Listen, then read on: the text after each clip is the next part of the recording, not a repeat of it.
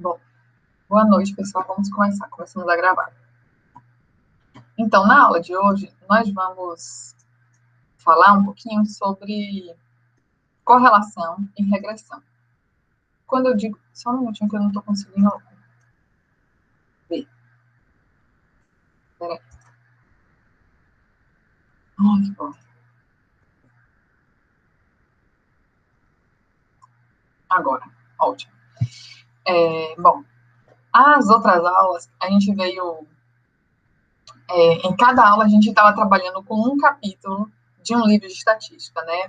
Quando a gente falou sobre teste de T, quando a gente falou sobre distribuição normal, e a aula de hoje eu tive que trazer 2 capítulos, né, que é correlação e regressão. Então, ela está um pouco mais extensa, mas, por outro lado, são 2 testes que têm muitas semelhanças entre si, certo? E, de novo, eu vou pedir que vocês sempre me interrompam caso haja dúvida, porque as coisas estão bem interligadas nessa aula. Então, se não pegar uma coisa aqui, fica mais difícil continuar, certo? Então, é especial a atenção de vocês para chamar atenção quando não entender. Desculpa. Bem, hoje a aula é sobre correlação e regressão, né? Esse é o tipo de... peraí, vou ter que botar aqui realmente na apresentação, senão vai ficar pouco dinâmico. Então, basta que vocês falem, tá, gente? Se tiverem dúvidas, porque eu não vou ficar vendo a tela.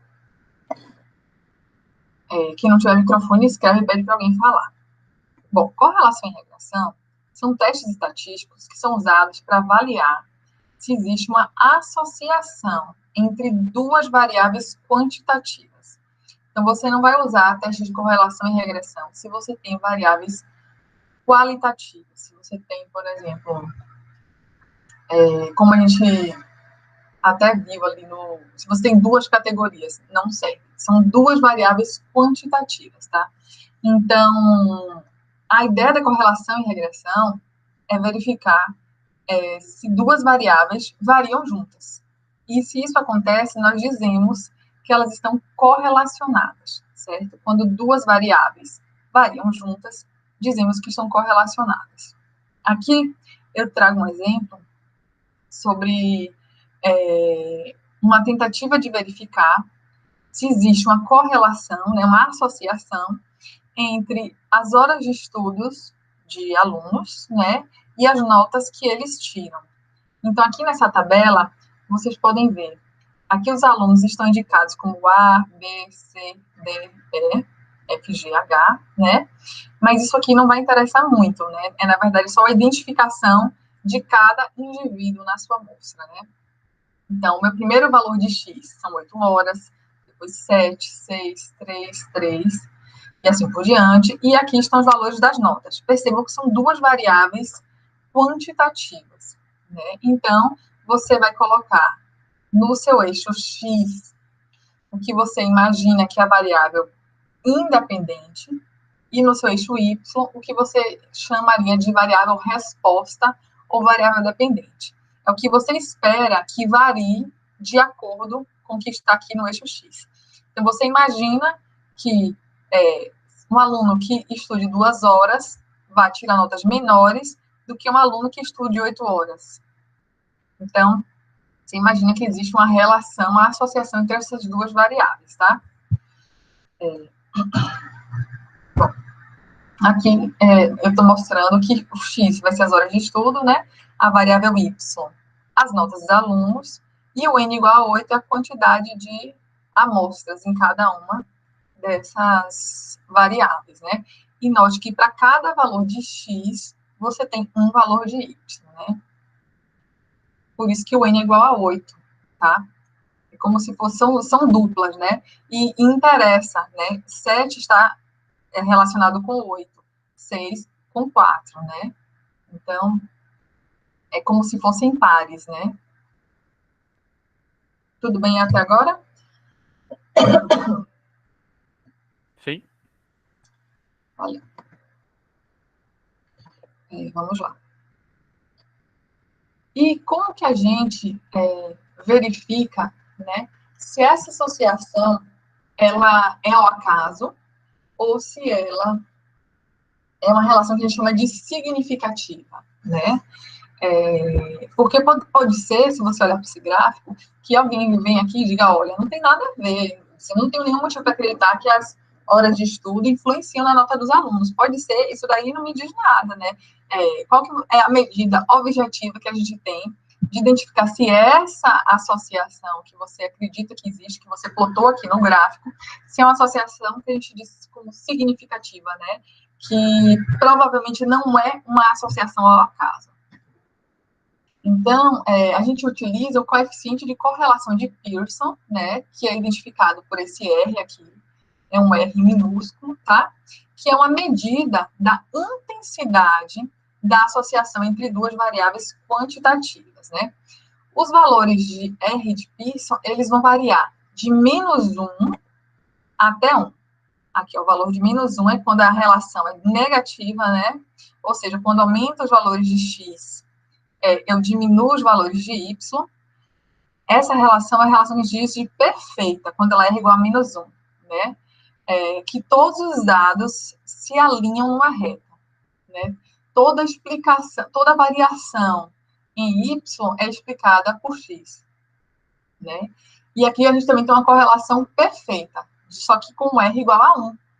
Ou seja, ela é positiva. Os valores positivos de R indicam que essa associação ela é positiva, ou seja, à medida que uma variável, que a variável x aumenta, a variável y aumenta também, né?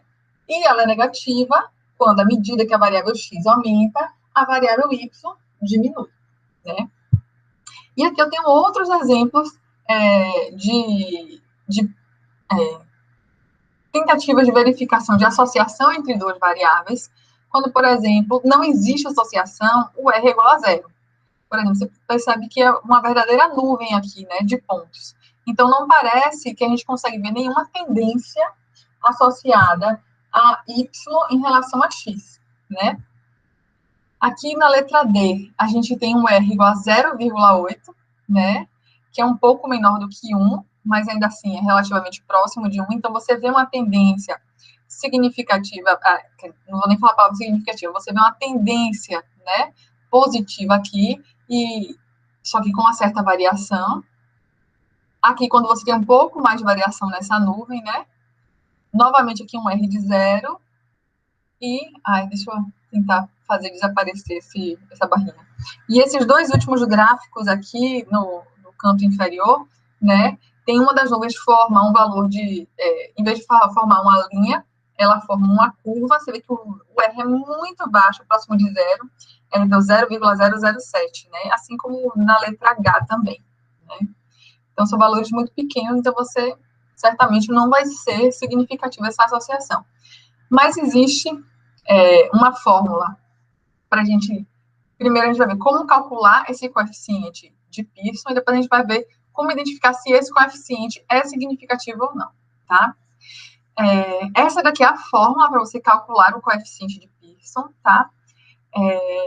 A gente, diferente das aulas anteriores, eu vou me ater menos na matemática e vou tentar trazer mais a lógica do problema, né? Porque à medida que a gente trabalha com testes que são um pouco mais complexos, a matemática vai ficando mais complexa, e o nosso objetivo não é derivar todas as funções matemáticas, né? Mas é entender qual que é a lógica desses testes estatísticos.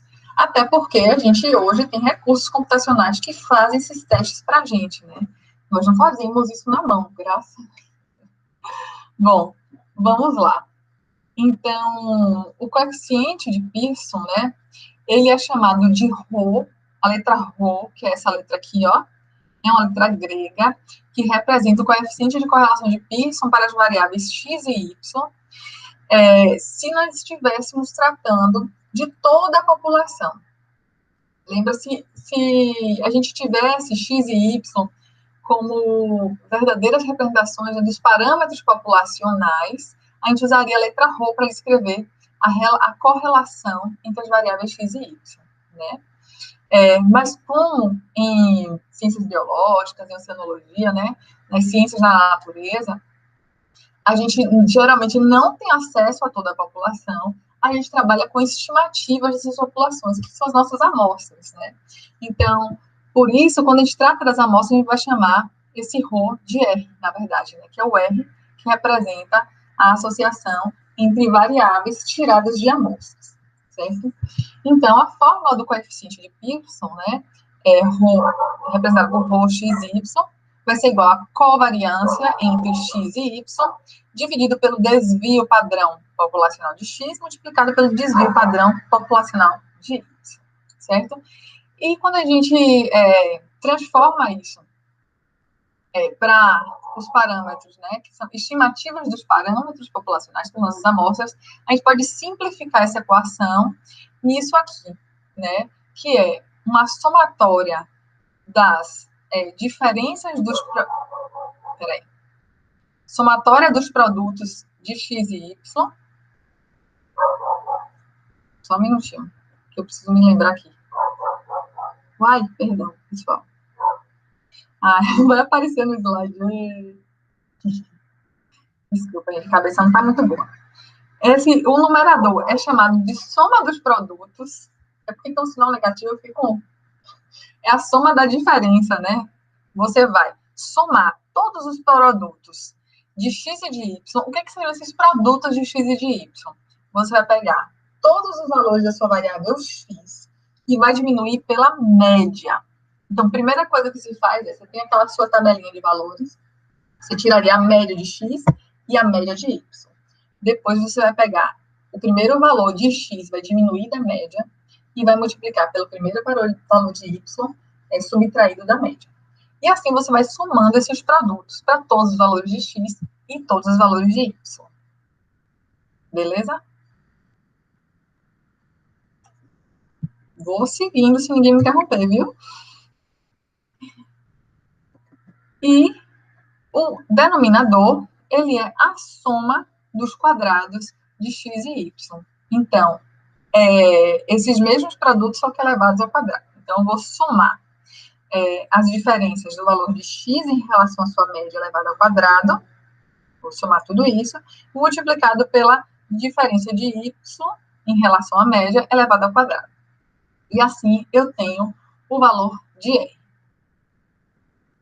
Ok?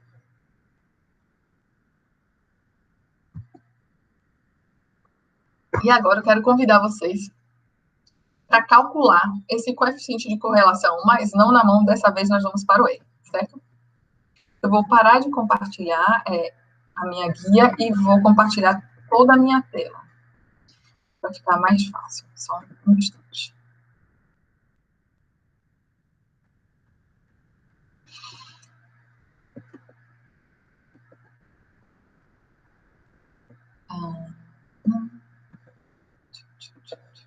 Aqui. Deixa eu ver se estou com os mesmos valores. Não, então vou pegar daqui, né? Então, primeiro, a gente vai criar as variáveis x, né? Eu vou usar o mesmo exemplo das horas de estudo e em relação às notas, tá, pessoal? Então, vamos lá. A forma como eu crio uma variável... Vocês estão vendo minha tela aqui, do R? Sim. Tá. Essa é a forma que eu crio variáveis no R, né? Então, eu coloco o nome da variável que eu quero, que é x, coloco um valor de igual, porque eu vou atribuir agora um valor para x no R, certo? E aí, eu vou conectar, vou escrever a letra C, vou abrir um parêntese e vou colocar cada número seguido por uma vírgula, né? Então, o primeiro valor de x foi 8, coloquei uma vírgula. Depois 7, coloquei uma vírgula. E aí, no momento que eu mandar rodar isso aqui, eu vou simplesmente ter criado x e y, certo? Como eu só coloquei x igual a y igual a ele só vai me dizer que ele já rodou e não vai aparecer nada na minha tela aqui embaixo. Mas se eu escrever x e depois y, ele vai me dar os valores de x e y. Então, aqui ele me diz, x é 8, 7, 6, 3, 3, 6, 5, 2. E y, um minutinho que tem alguém entrando. E aí ele me dá o valor de y, tá? Ok? E agora, para eu calcular o valor da correlação, o valor do R de Pearson, eu vou usar uma função que é muito simples, que é chamada core. Então, eu coloco o core, que é o nome da minha função, que vem de correlation, e coloco x e y. Então, quero correlacionar os valores de x e de y. Eu vou mandar rodar, e aí ele já me deu 0,57602221. Esse é o valor do R de Pearson. Ok? Então, simples assim. Para calcular no R. Todo mundo compreendeu, gente? Sim. Ok. Beleza. E agora, a gente vai ver como interpretar esse coeficiente de correlação, né? Deixa eu continuar aqui. Em 1988, esses dois autores, Rogers e Nicewan, nome estranho, eles identificaram 13 formas de se interpretar uma correlação, né? A gente vai usar a forma mais clássica, né? Que é a forma que aparece no livro da Calegari Jacques, de bioestatística, que a gente tem usado ao longo desse componente curricular, né? E a gente vai tentar simplificar, porque, enfim, se eu fosse apresentar aqui as 13 formas de interpretar uma correlação, a gente não ia sair daqui só tentando interpretar essa correlação, né? Então, eu vou trazer o que tem lá no livro da Calegari Jacques. Então, de acordo com esse livro, né, se não houver correlação entre as populações de X e de Y, o valor de ρ seria zero. Vocês lembram o que é ρ, né? ρ é o coeficiente de correlação considerando as populações e não as suas amostras.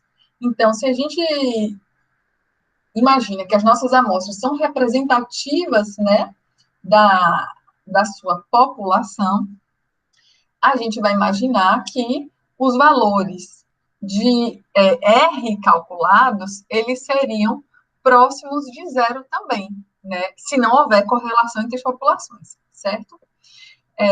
Mas vamos lá. Então, se não houver correlação, o valor de ρ, né, seria zero. Assim, a distribuição dos valores de ρ, calculadas em amostras aleatórias, né, seguirá uma curva normal com média zero. Então, isso aqui é uma representação de todos os valores de ρ calculados para amostras aleatórias, se não houver correlação entre as variáveis, né? Então, a média ficaria em zero, e aqui a gente vê uma curva normal, né? E à medida que o ρ populacional vai mudando, a forma dessa distribuição vai mudando e vai se tornando um pouco mais assimétrica. Olha aqui como seria a distribuição dos ρs, se um ρ fosse 0,8, né? A distribuição desses calculados para um ρ de 0,8. Então, a gente vai usar esse pressuposto para identificar se o R do coeficiente de correlação de Pearson é significativo ou não. Vamos lá. Então, para avaliar a significância estatística de R, nós vamos ter alguns passos, né? O primeiro é, elabore as suas hipóteses estatísticas, tá? Então, a minha hipótese nula é de que ρ é igual a zero, enquanto a minha hipótese alternativa é de que ρ não é igual a zero, de que ρ é diferente de zero, certo? Porque se não existir correlação, vai ser zero. E a gente... Estou me repetindo. Depois de elaborar suas hipóteses estatísticas, você vai escolher o nível de significância, que é o nosso alfa. Esse passo, ele é muito parecido com o que a gente viu lá no teste T. Na verdade, a lógica é exatamente a mesma. A gente vai usar a distribuição T aqui para verificar se o ρ é significativo ou não, tá? Então, depois que a gente escolher o nível de significância do teste, o alfa, né, a gente vai determinar o valor crítico do teste, que é aquele T calculado, né, considerando o valor de alfa e os graus de liberdade. Então, nós vamos usar aquela mesma tabelinha da distribuição T, né? Então, se nesse meu teste aqui, né, eu tenho 8 variáveis, desculpa, eu tenho 2 variáveis com 8 amostras em cada uma, né, 8 valores em cada uma, eu vou considerar o meu N o meu grau de liberdade, né, igual a n menos 2, que é 8 menos 2. E por que n menos 2 e não n menos 1, como a gente viu nos testes T anteriores? É porque n menos 2 quando... E desculpe, não é n não. Esse 2 aqui, ele está se referindo ao número de pares de valores x e y. Então, se eu tenho dois... Ai, meu Deus, peraí, não estou falando tudo errado, gente. Perdoa. Então, eu tenho GL igual a N menos 2. N é o número de pares de valores x e y. Correto. Se eu tenho 8 pares de valores x e y, eu tenho um N de 8. E eu vou diminuir por 2 porque são duas variáveis, não é mais uma variável só. Então, o meu grau de liberdade, eu vou calcular 8 menos 2 igual a 6. Correto? Então, se eu for lá na tabelinha do T crítico, eu vou descobrir que o meu T para um alfa de 0,05 com 6 graus de liberdade é de 2,447, certo? E aí, nós vamos, então, calcular o nosso valor da distribuição T para essa situação. Então, nesse caso, o T-calc, a gente vai usar a seguinte fórmula, de R menos ρ dividido pelos erros padrões, pelo erro padrão de R. Se o ρ a gente assume que é 0, a gente vai simplificar essa fórmula para R dividido por 1 menos R ao quadrado dividido por N menos 2, a raiz quadrada disso aqui. De novo, a gente não vai entrar exatamente, profundamente na matemática, mas a partir dessa fórmula, a gente calcula o valor de T, que deu 1,74. E aí a gente vai usar a mesma lógica dos testes T anteriores, né? Então, se o nosso T calculado for menor que o nosso T crítico, a gente não rejeita H0. Se o nosso valor de T fosse maior que o T crítico, aí sim a gente rejeitaria a hipótese nula. Então, nesse caso, aquela associação com o valor de R de 0,58, está aqui, né? Nosso R de 0,58, para uma amostra que tem 8 valores, 8 pares de X e de Y, esse R de 0,58 ele não é significativo. Então, essa associação que nós encontramos não é uma associação significativa, não é uma correlação significativa. Ok? Deu para entender direitinho, pessoal? É meio que é muito parecido com a lógica do teste T que a gente vem estudando, né? Bem, se todos estiverem de acordo, nós vamos seguindo, né? Vocês viram que, assim, nós usamos no R, né, o valor de cor, aquela função chamada cor sozinha, e a gente encontrou o R de 0,58, certo? E agora, a gente vai usar uma outra função que é chamada de cor.teste. Alguém falou alguma coisa? Kátia. Ítalo, a relação pode se tornar significativa com mais amostras? Pode. De fato, um N de 8 é um N pequeno, certo? Algumas, você pode encontrar correlação significativa com N de 8? Pode, acontece. Mas, de fato, 8 é um número pequeno. De repente, se você coletar mais amostras, pode ser que ela se torne significativa assim, porque você vai ter uma representatividade melhor da sua população, né? E você diminui um pouco o resíduo associado aí. Já a gente vai falar um pouquinho sobre resíduo quando for falar de regressão, certo?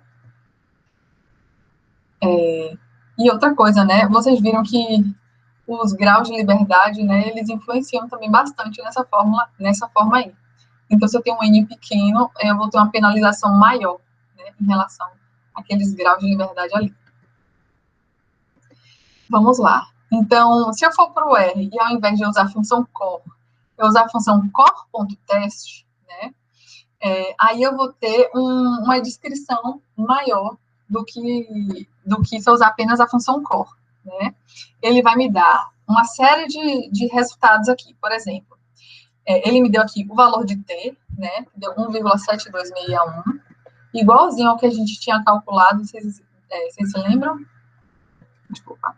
Aqui, ó, igualzinho não, muito parecido, né? Às vezes a aproximação deixa as coisas um pouco diferentes. Então, a gente tinha calculado aqui um T de 1,74 e o corpo teste deu um T de 1,72, né? Os graus de liberdade, 6, como a gente calculou, né? 8 menos 2, 6.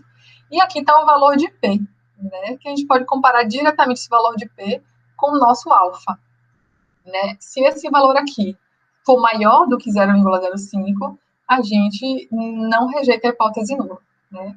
Então, aqui aparece a hipótese alternativa de que uma verdadeira correlação não é igual a zero, né? A gente não conseguiu aceitar essa hipótese alternativa, né? Aqui tem o intervalo de confiança de 95%, né? Então, aqui o valor da correlação. Gente, é muito chato esse Google que fica aparecendo essa barrinha aqui, né? Vocês ficam vendo ela também, né? Show, barrinha. Aí. O valor do R de Pearson é esse aqui, 0,5760, que a gente abrevia para 0,58, certo? Esse core.test, vocês estão vendo que tem aqui, né, um argumento chamado de método, né? Que o default dessa função significa assim, se eu não escrevesse nada, se eu não escrevesse esse método, colocar somente core.test, entre parênteses, x e y, ele ia me dar uma correlação de Pearson, tá? Mas existem outras correlações, inclusive as não paramétricas, que você bastaria trocar esse método aqui, de Pearson para Spearman, e aí ele estaria rodando um teste não paramétrico, certo? Então, só fica a dica aí para quem tiver interesse em fazer testes não paramétricos de correlação entre variáveis, certo? Catarina? Pois não. Nesse caso, a gente não rejeitou a hipótese nula, então o Pearson vai ser igual a zero, e essa correlação que teve aí não é significativa, seria isso? Isso, a gente não rejeitou a hipótese nula de que o nosso R de Pearson é diferente de zero, né? Então, assim, esse R de 0,58, ele está muito próximo de um R de zero, foi isso que ele quis dizer. Então, Né? a gente fala que não tem relação... Está dentro daquele intervalo de 95% de confiança, né? Uhum. Então, a gente ia falar que não tem relação, né? Entre as variáveis. Exatamente, não tem correlação significativa entre as variáveis. Ok, Essa beleza. é a interpretação. Certo? Bem, além do R, né, que é o coeficiente de Pearson, existe o que a gente chama de coeficiente de determinação.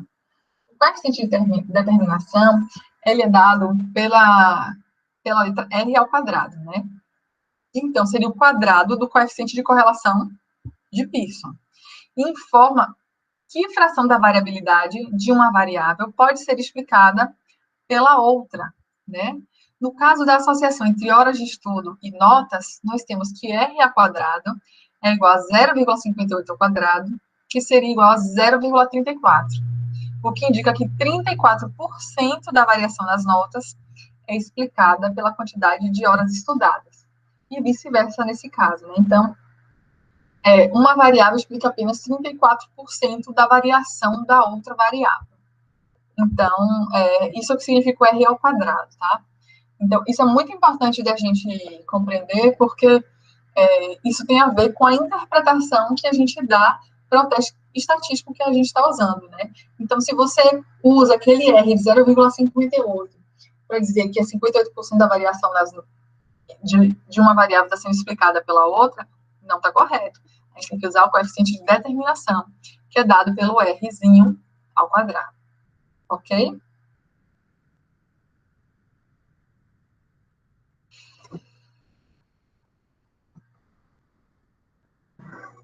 E uma coisa muito importante é que a gente deve evitar apenas aplicar testes estatísticos sem olhar os dados brutos, né? Então, por exemplo, essa letra A aqui, eu tenho um plot, né, de duas variáveis, e aqui eu tenho uma nuvem de pontos, né, e eu tenho esses dois pontos cá em cima. Se eu aplicar um teste de correlação aqui, eu vou achar um R de 0,34, que é um R relativamente alto, né, ele está quase próximo de 1. Mas, percebam que esses dois valores aqui, eles estão um pouco separados, né, dessa nuvem, né? Eles estão puxando a minha análise para cima, né? Se eu traçar uma reta aqui, eles estão meio que determinando por onde passaria essa reta, né? Então, se eu remover esses dois valores, o meu R cai de 0,84 para 0,46. Então, a gente precisa olhar esses valores de R com bastante cautela, né? Porque você percebe que dois valores estão influenciando muito esse R de 0,84. Então, provavelmente, essa relação que a gente está identificando aqui pode ser até uma correlação espúria, que a gente chama, né? Que não é uma correlação que faz muito sentido, tá? Isso aqui pode ser um erro de medição, enfim, pode ser um monte de coisas, né? De um modo geral, a mesma coisa aqui também, ó, perceba. O que a gente deve esperar quando a gente está buscando uma correlação entre duas variáveis é que os seus dados se comportem como se fosse uma elipse, né? Então, se você traçar uma linha imaginária, você ter uma dispersão de pontos aqui ao longo dessa linha. Mas perceba que você tem uns pontos aqui meio fora da reta, né? Então, ainda que a gente tenha um valor de R grande aqui, você tem uns pontos que estão meio que a gente não sabe bem como interpretar isso aqui, né? Então, por isso que é importante olhar com cautela os valores de R. Sempre é importante olhar para os seus dados brutos para entender como eles estão se comportando. E um exemplo de como a gente tem que ter cuidado com os valores de R é que quando a gente faz um teste de correlação, a gente pode encontrar uma associação, mas que isso nem sempre implica em relações de causa e efeito, né? E aí eu vou recomendar no final da aula esse site aqui para vocês olharem, que é um site que chama de correlações espúrias, né? É alguém que tinha muito tempo sobrando, pegou uma série de dados disponíveis na internet, assim, muitos dados, né? Quando a gente tem muitos dados, às vezes você pode ter o efeito contrário, sabe? Então, você perguntou, se eu aumentar o número dessa amostra, eu posso conseguir identificar uma correlação? Pode, né? E se você tem muitos dados, você pode encontrar correlações que, ao acaso, vão ser muito altas. Mas nem sempre essas correlações indicam relações de causa e efeito, e muitas vezes elas não podem fazer o menor sentido. Então, por exemplo, esse gráfico aqui, ele vai mostrar a correlação entre a quantidade de suicídios por enforcamento, estrangulação e sufocamento, a correlação do número de suicídios com a quantidade de dinheiro que os Estados Unidos gastam em ciência, espaço e tecnologia. E o R encontrado foi de 99,79%, né, de correlação. Na verdade, isso aqui está até errado, porque esse 99,79% seria o R ao quadrado. Estou achando que esse site está meio estranho. Mas vamos lá. Um R de 0,99789 é um R quase igual a 1. E vocês percebam como há uma covariação, assim, entre as duas variáveis muito fortes, né? Mas a gente não tem nenhum motivo para acreditar que exista uma relação de causa e efeito entre essas duas variáveis, certo? É por isso que a gente diz, quando você tem muitos dados, você tem que ficar ainda mais atento para correlações que são espúrias e que não fazem sentido. Por isso a importância sempre de uma literatura, né? De um aprofundamento seu com a literatura que é pertinente à sua área. Todos aí ainda? Pois é, Karina, então depois se vocês tiverem curiosidade, vão nesse site que tem, assim, as correlações mais esdrúxulas, tipo, quantas vezes Nicolas Cage aparece num filme e o consumo de manteiga nos Estados Unidos. Diga-me, Vinícius. Eu falo sobre isso mesmo, sobre o exemplo do Nicolas Cage. Uhum.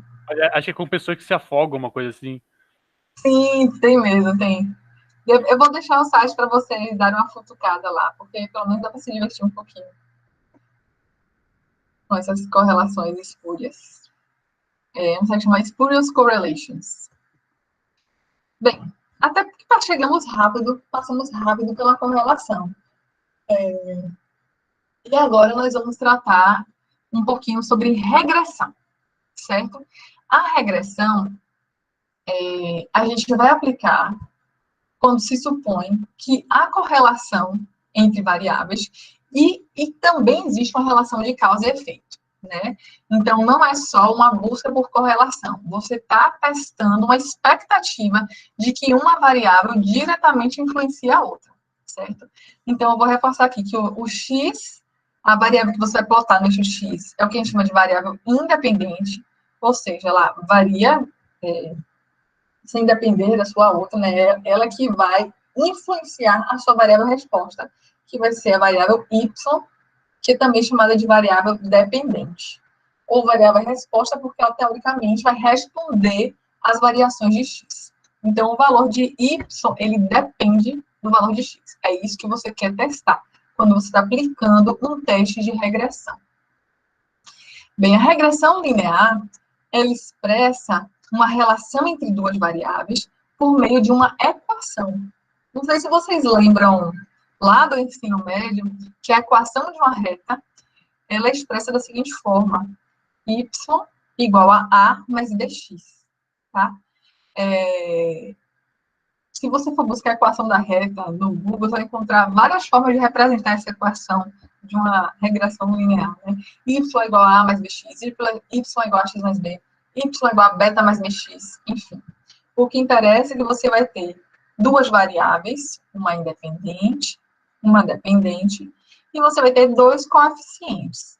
O coeficiente a gente chama de coeficiente linear ou intercepto. Intercepto porque é onde a sua reta vai cortar o eixo y no valor de x igual a zero. Então, quando x for igual a zero, se x for igual a zero, a multiplicação de x por b vai resultar em zero, então o valor de y vai ser a. Então, quando x é igual a zero, o a é o que é o intercepto, é onde a reta vai cortar o seu eixo y, certo? E b é dado como coeficiente angular, ou inclinação da reta, né? Então, ele determina se a reta ela está assim, ou assim, ou assim, ou assim, ou assim, ou assim. Se ele for negativo, ele vai expressar uma relação negativa, né, de y em relação a x, e se ele for positivo, ele expressa uma relação positiva. Então, B é o coeficiente angular, porque ele determina o ângulo em que essa reta se inclina em relação ao eixo x, certo? E ele também pode ser explicado como quanto de y aumenta ou diminui para cada acréscimo de uma unidade em x. Então, a gente vai ver aqui nessa imagem, fica um pouco melhor. Então, por exemplo, quando o x aumenta em uma unidade, por exemplo, o x aqui era 0 e aqui passou para 1. Se eu tenho um aumento de uma unidade de x, quanto que o y está aumentando ou diminuindo? Neste caso aqui, o y vai diminuir, porque a reta tem inclinação negativa. Então, o valor de y está passando de 10 para 8. Então, se a cada uma unidade de x eu reduzo 2 unidades de y, eu tenho um b de menos 2, certo? E 10 é o valor de y quando x é igual a 0. Então, a minha equação da reta para essa figura aqui é y igual a 10 menos 2x. Ficou claro, pessoal? Catarina, você consegue dar algum exemplo que possa aplicar nessa fórmula? Tipo, com quais variáveis poderia, tipo, no mundo real? No mundo real. Eu acho que eu trago aqui no mundo real. Deixa eu pensar aqui. Por exemplo, sim, eu trabalhei muito com isso no doutorado. Se vocês tiverem tempo, a gente pode conversar a noite toda sobre isso. Mas, por exemplo, no doutorado, eu vou tentar simplificar, gente, porque o negócio é complexo. Vamos lá. Eu trabalhei com uma coisa chamada teoria do espectro de biomassa. Essa teoria prediz que, à medida que um organismo, ou melhor, um organismo não, uma comunidade, um grupo de organismos, digamos que eu estou falando de plâncton, né? Eu trabalho com plâncton. O plâncton é constituído por muitos organismos que tem vários níveis tróficos ali, certo? Então, se eu plotar o meu tamanho individual, o meu eixo X, né, dividido em classes de tamanho. Então, tem organismos que medem 1 milímetro, 2 milímetros, 3 milímetros, 4 milímetros. E isso é o meu eixo X, é tamanho. À medida que eu aumento de tamanho, a minha biomassa acumulada, não interessa se é acumulada ou não, a minha biomassa, ela tende a diminuir, né? Porque, pensa aí, quando você tem uma relação de alimentação, você sempre tem perda energética, certo? Não sei se vocês já estudaram ecologia. Mas toda vez que um organismo come outro, ele consegue aproveitar aproximadamente só 10% da energia. Eu não me lembro mais quanto em biomassa. Ele aproveita uma parte da biomassa daquele organismo, mas só 10% da energia naquela relação de alimentação. Então, se eu tenho meus organismos aumentando de tamanho, a biomassa do meu ecossistema, ela tem que diminuir à medida que eu aumento o tamanho dos organismos, porque eu sempre tenho perdas à medida em que esses organismos vão se alimentando. E se você imagina que só um bicho grande consegue comer um bicho pequeno, isso faz sentido, não faz? E é uma linha que descreve a relação entre biomassa do sistema e o tamanho dos organismos. Então, eu consigo descrever com uma reta essa relação entre a biomassa dos meus sistemas ecológicos e o tamanho dos organismos. E no momento que você consegue determinar a equação que relaciona essas duas variáveis, você consegue, inclusive, fazer inferências ecológicas sobre o sistema a partir dos parâmetros dessa reta que você acabou de calcular. Eu não sei se fez sentido ou se eu deixei vocês mais confusos. Então, por exemplo, no seu exemplo, o Y seria a biomassa e o X seria o tamanho dos plânctons. Exatamente. Exatamente. Entendi. E aí essa equação é extremamente importante porque os parâmetros dessa equação, inclinação e intercepto, eles são, inclusive, utilizados como indicadores ecológicos de ecossistemas, né? Para falar se um ecossistema ele tem uma boa eficiência energética, ou se ele é muito produtivo ou pouco produtivo. Então, esse é um exemplo do uso de uma equação, né, que associa duas variáveis, né, sendo que vai refletir um processo ecológico. Ok?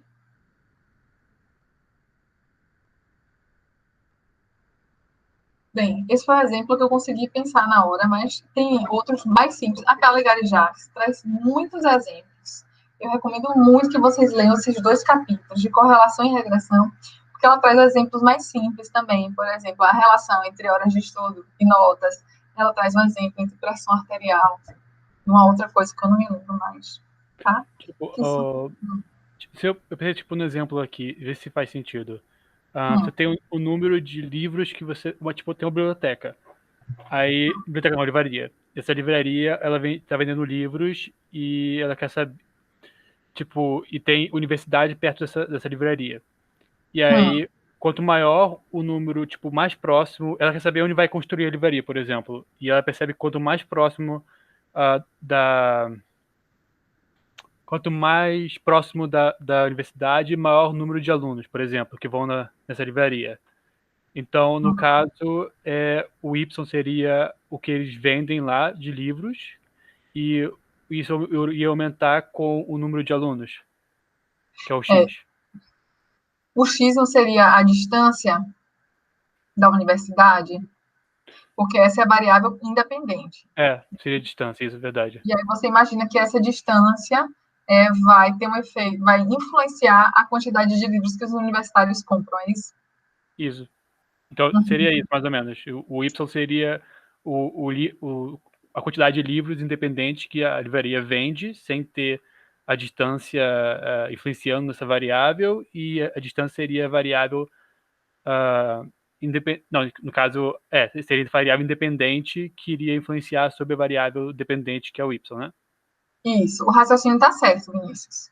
Agora, o que precisa assegurar se você tem motivos teóricos ou empíricos, né, para acreditar que existe essa relação, que vale a pena testá-la. Ok? Entendi. Mas o raciocínio que você fez está certinho. Beleza. Bem, seguindo. É importante lembrar, né, que no mundo real existe variação. Então, as coisas dificilmente vão funcionar exatamente como uma reta perfeita, né? Então, esse é um modelo, né, de como funciona uma regressão linear, levando em conta que no mundo real existe variação, né? Então, no mundo real, dificilmente os dados se alinham perfeitamente em uma reta. O que nós vemos é uma tendência a um alinhamento, né? Então, aqui eu tenho uma variável x hipotética com a variável y, né? E a gente percebe uma tendência ao alinhamento. Os desalinhamentos, ou seja, ele fez um plot aqui da dispersão dos valores de y para cada valor de x.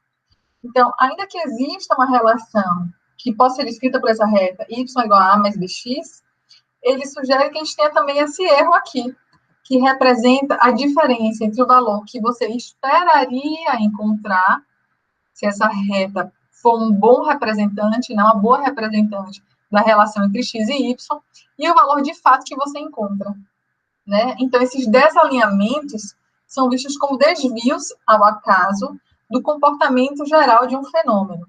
Então, se você tem, você espera que duas variáveis estejam relacionadas entre si por forma de uma equação, de uma regressão linear, por forma de uma linha, né? Uma linha pode expressar a relação entre essas variáveis, e essa linha, ela vai passar aproximadamente, né, no valor médio de y para cada valor de x, mas é importante lembrar que você não vai ter sempre esse valor aqui. Você pode ter uma certa distribuição de valores de y para cada valor de x. Se você encontra um valor aqui ou um valor aqui, isso não desmerece a sua relação linear entre as duas variáveis. Isso só demonstra que existe variação no mundo e você pode, inclusive, medir essa variação pela letra E, que é o que a gente chama de erro, né? Então, perceba que a distribuição de y ao redor de cada ponto de x, né, determina que existe uma variação ali naquele mundo.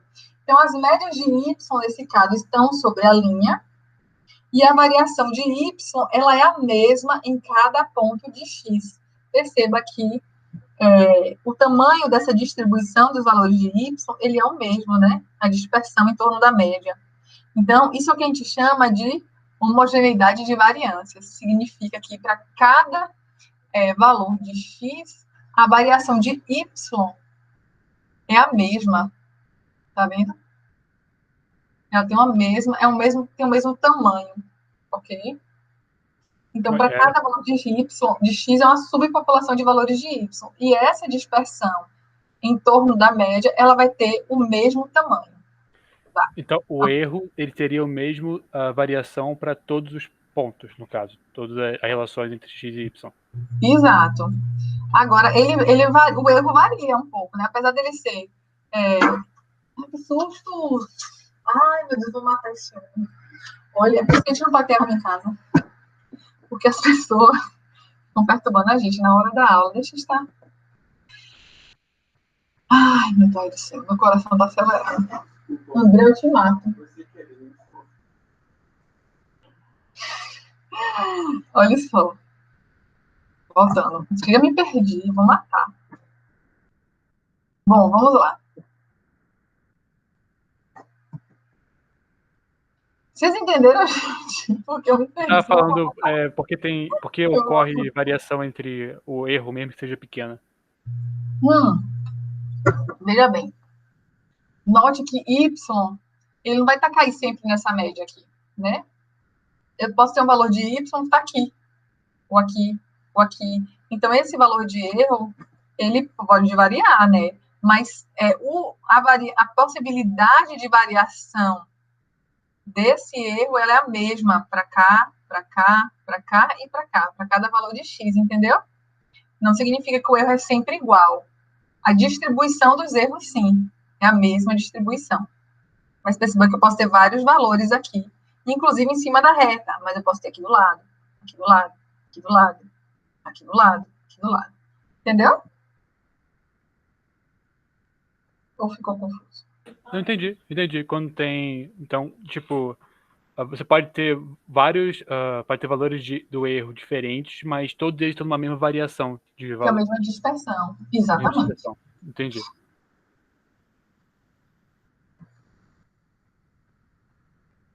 Ok. Já falei aqui. Bem, outra coisa interessante é que no momento que você traça uma reta de regressão, você pode fazer previsões, né?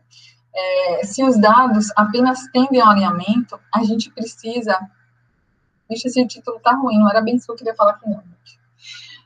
O que eu queria falar é outra coisa. Olha, se os dados eles tendem apenas ao alinhamento, a gente precisa definir como vai traçar a reta, né?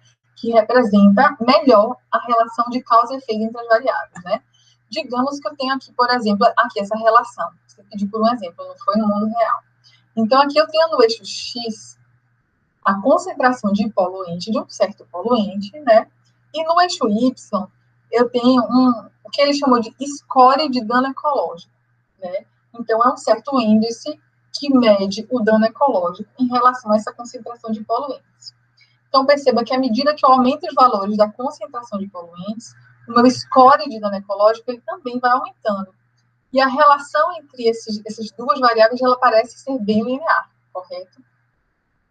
Mas onde que eu vou traçar essa linha, né? Então, assim, eu posso simplesmente tentar traçar uma linha à mão, mas ela pode ficar aqui, ela pode ficar com inclinação um pouco mais para baixo, né? Ela pode assumir vários lugares, né? Mas a gente precisa, então, de um método que seja adequado e que seja objetivo para que essa reta represente da melhor forma essa relação de causa e efeito entre as variáveis, né? Então, primeira coisa, como nós trabalhamos com amostras, a gente vai estimar esses parâmetros A e B daquela reta que a gente viu ali atrás, por meio dos métodos dos mínimos quadrados. E nós vamos representar isso pelos valores de A minúsculo e B minúsculo, certo? Então, o método dos mínimos quadrados, o que ele vai fazer? Ele vai procurar, antes de mostrar a fórmula, rapidinho, deixa eu voltar aqui para a minha linha. Perceba que não importa onde eu vou colocar a minha reta, eu vou ter, quer dizer, importa assim, da forma que eu colocar a minha reta, eu vou ter diferentes valores entre o valor de y que está representado pela reta e o valor de y real. Em alguns momentos, o valor de y está bem em cima da reta, mas em outros ele vai estar um pouquinho aqui do lado, outro para aqui esse lado, para cá para esse lado. Então, eu vou medir essa distância entre o valor que eu observei e o valor que eu estimei na minha reta, e eu vou tentar ter a menor distância entre esses valores aqui, entre o observado e o estimado pela reta. Então, as menores distâncias desses valores aqui, ao quadrado, é que vão me dar o local perfeito, que eu devo, perfeito não, o local melhor para eu encaixar a minha reta, representando essa relação de causa e efeito entre as variáveis. E o método dos mínimos quadrados, ele vai utilizar a seguinte fórmula para calcular o valor de B, que é da inclinação, né? Que vai ser uma estimativa do parâmetro B lá, da inclinação da reta, a partir da soma dos produtos de x e y, dividido pela soma dos quadrados de x. Então, a partir dessa fórmula aqui, onde eu vou somar o valor de x menos a média de x, multiplicado pelo valor de y menos a média de y. Vou somar esses produtos aqui e vou dividir pela soma das diferenças entre x e a sua média elevado ao quadrado. E depois que eu calculo B, eu vou lá e calculo a partir da seguinte fórmula. A vai ser igual a média de y, né, ao y médio, menos o valor de B que eu calculei, multiplicado pelo valor médio de x. Então, a partir dessas duas fórmulas, eu calculo os valores de A e B e vou traçar a minha reta, que representa essa relação de causa e efeito entre as variáveis. Ok? Vamos lá. E aí, a minha reta estimada de regressão vai ser o que eu chamo de y-chapéu. Vai ser igual a A mais BX, né? Sendo que y-chapéu é o valor estimado, ou você pode chamar também de esperado, né? De y para cada valor de x. E aí, para traçar uma reta, a gente só precisa de 2 pontos. Vocês lembram disso? Se eu quiser fazer na mão, eu vou escolher 2 pontos que não estejam muito próximos entre si. Então, se eu tenho, por exemplo, o primeiro o valor menor de x e o valor maior de x, eu vou lá, pego se x é igual a 1, o meu y chapéu vai ser o valor de b, ou de a, que eu calculei, mais o valor de b multiplicado por x igual a 1. E eu vou ter 3,72. E aí depois, se eu quiser calcular o valor de y esperado, né, o y chapéu, para x igual a 8, eu vou lá, jogo na minha fórmula e calculo aqui o valor de y. E a partir disso, eu vou lá e traço a minha reta. Que é um pouco diferente da reta que eu tracei ali atrás, aleatoriamente, né? Então, essa seria a reta de regressão ajustada aos pontos experimentais, né? Que relacionam o score de dano ecológico em relação à concentração de poluente. Ok? Catarina, então essa reta estimada, tipo assim, o ponto observado são esses pontos, né, que tem aqui no gráfico, né? Exatamente, são os pontos verdadeiros, né? Que você foi lá e mediu, né? Entendi. E você utiliza esses pontos para calcular o Bzinho e o Azinho, que são os pontos, que são as variáveis estimadas, né? O Azinho e o Bzinho são os parâmetros da reta que você estimou. Isso, Né? parâmetros da reta. Isso. Ok, e aí você vai querer saber os parâmetros, aí você vai ter esse valor a partir dos valores dos pontos, né, que são observados. Então, repare só. A gente primeiro calculou os parâmetros Azinho e Bzinho, certo? Então, como é que é o Azinho? Porque o Bzinho se botou a fórmula, mas o Azinho da mesma forma ou não? O Azinho é aqui, ó, é A igual a Y eu não menos vi Bx. esse. Tá? O que é esse Y menos Bx? Vai ser o valor médio de Y menos o valor de B que você calculou, multiplicado pelo valor médio de X. Ok. Tá? E aí, diga. Então, no caso, para você calcular os valores estimados dos parâmetros para do Y, você vai utilizar os valores observados de X e Y, né? Não, só os de X. Veja bem. Mas eu coloco o Y também, não? Então, repare só. Na hora que eu for fazer, traçar a minha reta, eu vou estimar os valores de x através do y chapéu aqui, né? A partir dos valores verdadeiros de x, usando os parâmetros da reta que eu acabei de calcular. Sim. Então, essa reta vai passar pelos valores de x exatos e os valores de y que eu estimei, tá? E os de y verdadeiros estão aqui, ó. Os de y verdadeiros são essas bolinhas, o que eu medi, né? Sim. E a reta passa pelo valor de y que eu estimei. Aí você utiliza os valores verdadeiros de y e de x. Você não utiliza o de y também, então, verdadeiros, não estimados. Não, para traçar reta, não.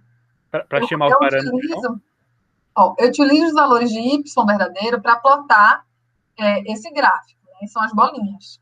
Mas a reta eu vou traçar calculando os valores estimados de y, usando o valor da reta, para cada valor de x que eu de fato observei. Entendeu? Ok. Então, eu estou apenas estimando os de y. Os de x, eu considero que a minha variável é independente, né? Entendi. Tati, volta no slide anterior. Mas quando você calcular A e B, não pega o y? Mas são os valores observados de y, né? Os de fato verdadeiros. Para eu calcular o B e o A, sim, eu vou usar os valores de y. Então, para os parâmetros, você utiliza os valores de y e x observados, né? Exatamente. Para calcular o valor estimado de y, você utiliza os valores de x estimados. Exato. Os valores de x e os parâmetros. Os parâmetros, beleza. A e B, né? É sempre essa fórmula aí para calcular os parâmetros, porque tipo, são as fórmulas mesmo, né? Não tem outras formas de calcular. Não, são essas fórmulas mesmo. Ok. Tá. Mais alguma dúvida, pessoal?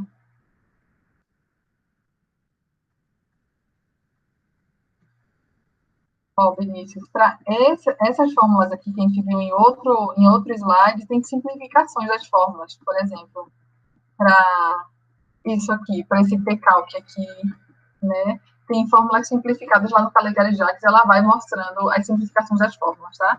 Mas para 2 milímetros quadrados é isso aqui mesmo. Aliás, talvez ela traga uma simplificação, já não me lembro mais. Mas se você aplicar essa fórmula aqui, você vai calcular os valores de B e os valores de A. Certo? Bzinho e Azinho. Certo.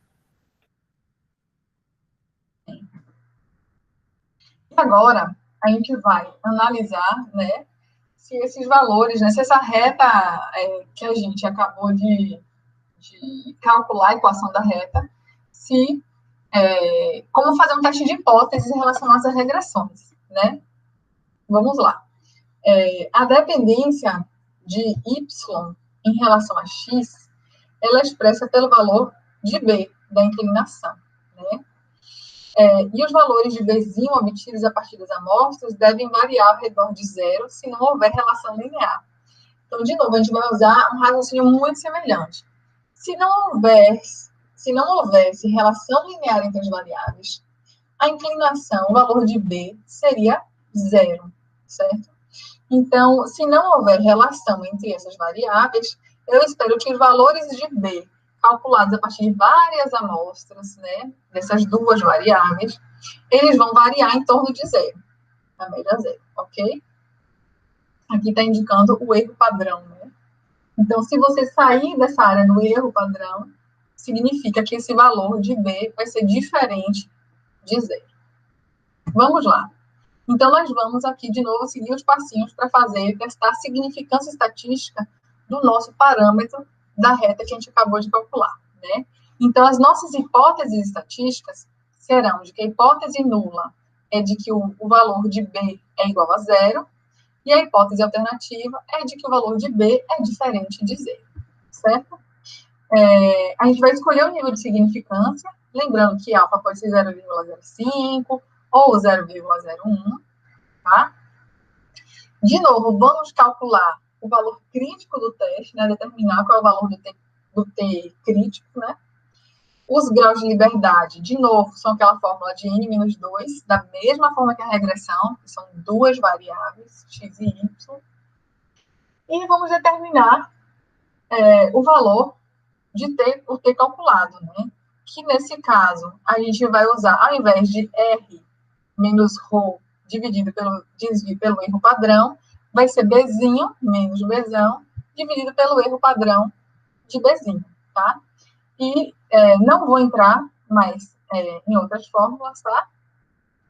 Mas a lógica vai ser a mesma. Se o T calculado for menor que o Z crítico, significa que não é significativa essa relação. E se o T calculado for maior ou igual a Z crítico, significa que é significativo, e aí você rejeita a sua hipótese nula. Eu estou passando um pouco mais rápido, porque o raciocínio é exatamente o mesmo que a gente usou para a correlação, só que ao invés de verificar para o Rzinho da correlação de Pearson, a gente está fazendo a verificação para o valor da inclinação da reta da nossa regressão linear, o valor de Bzinho. Ok, pessoal? Eu posso seguir em frente ou está muito rápido?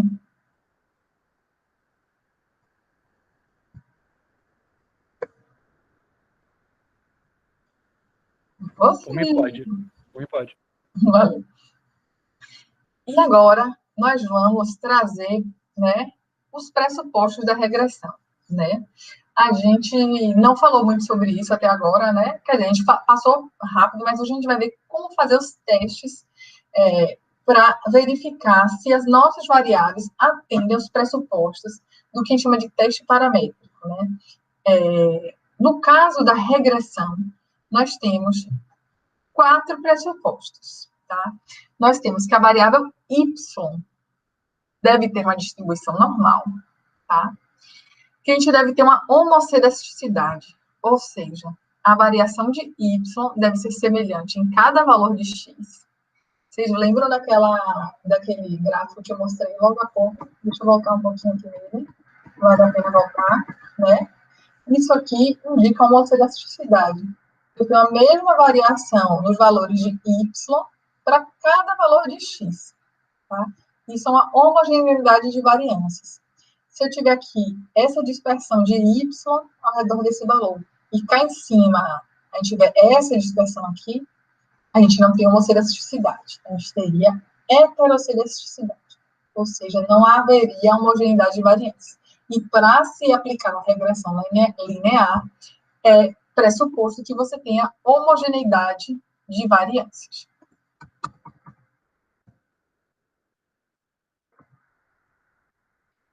A gente também tem o pressuposto de que as suas variáveis seguem a distribuição de modelo linear, né? Isso a gente pode ver visualmente, né? Você plotou uma variável contra a outra e verificou que elas seguem um modelo linear, você pode aplicar uma regressão, né? Agora, se elas têm uma outra forma de distribuição, tipo uma curva, ou se elas fazem isso, não seguem um modelo linear, você não pode aplicar uma regressão.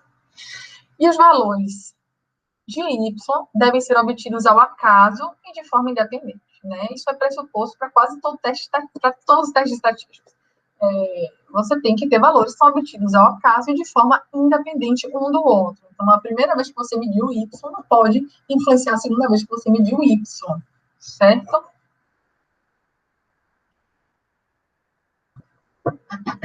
Já já a gente vai ver como testar no R esses pressupostos, né?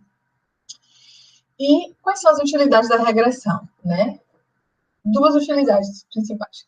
A primeira, representar a dependência de uma variável quantitativa em relação à outra, por meio de uma equação simples, né? Você descrever como uma variável depende de outra.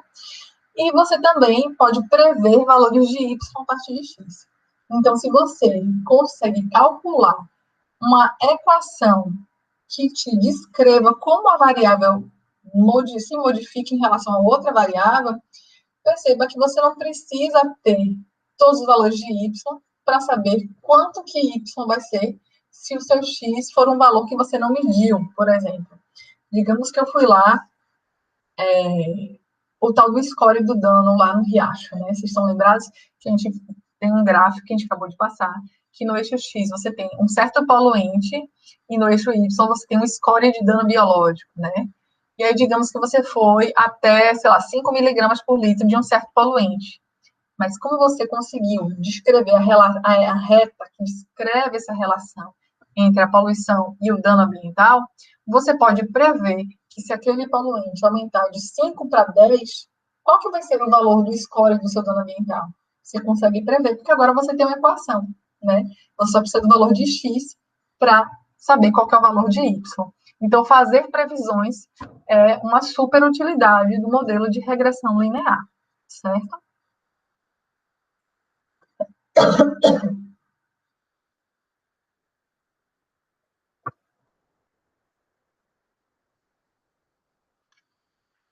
E tem também uma forma de verificar a validade dos seus pressupostos, né? Que é chamada de análise de resíduos, né? Ela é bastante utilizada quando você está trabalhando com regressões lineares para verificar se as suas variáveis atendem aos pressupostos do teste de regressão linear, né? Como que a gente faz essa análise de resíduos, né? Você primeiro calcula o resíduo para cada valor de y, né? O que é o resíduo? É aquele Ezinho, vocês lembram do erro?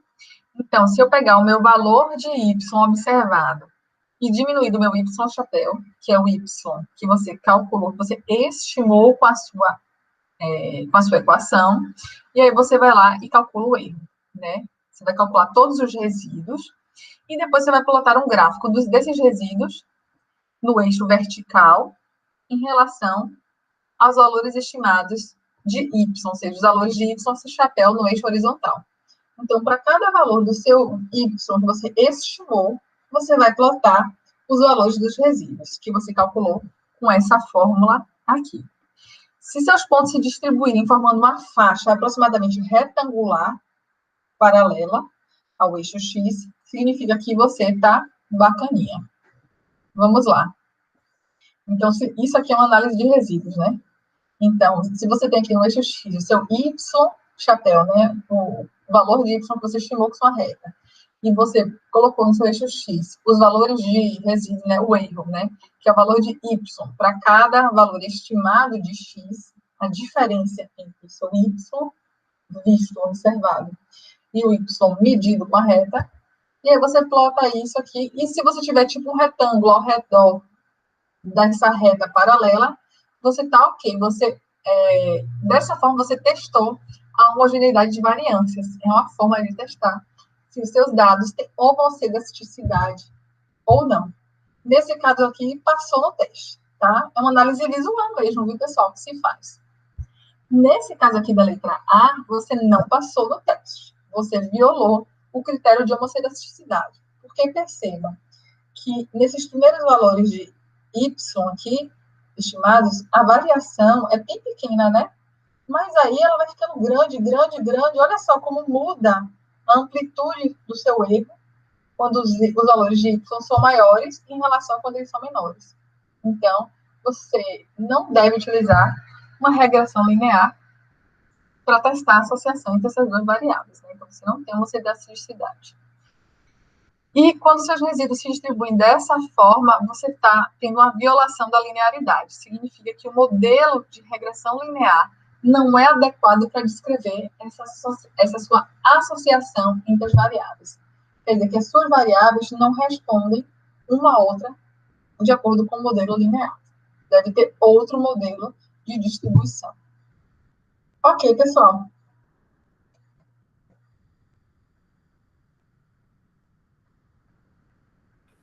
Kátia, você vai mostrar como fazer isso no R?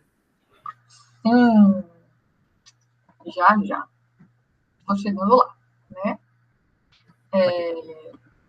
Aqui, eu tenho análise de resíduos, também interessante para você identificar outliers, né?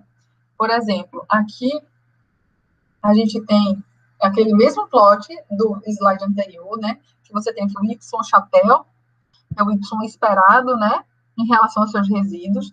E perceba que eu tenho essa nuvem, né? Meio que retangular ao redor da minha reta. Então, parece que eu, de fato, tenho uma homogeneidade de variâncias, exceto por esse valorzinho aqui. Isso aqui é o que a gente chama de outlier. Significa que é um ponto que ele foge da sua distribuição. Se você remover ele, perceba que você tem uma homoceidasticidade, uma homogeneidade de variâncias. Seus dados estão lindos se você remover ele.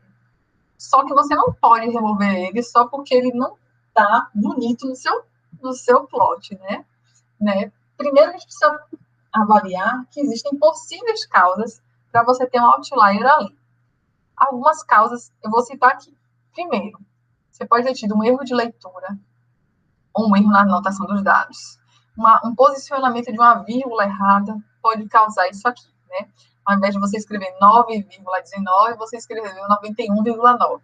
E aí você aumentou em uma ordem de magnitude aquela medida. Então, um erro de anotação pode causar um outlier. Um erro na execução do experimento ou na obtenção da medida, né?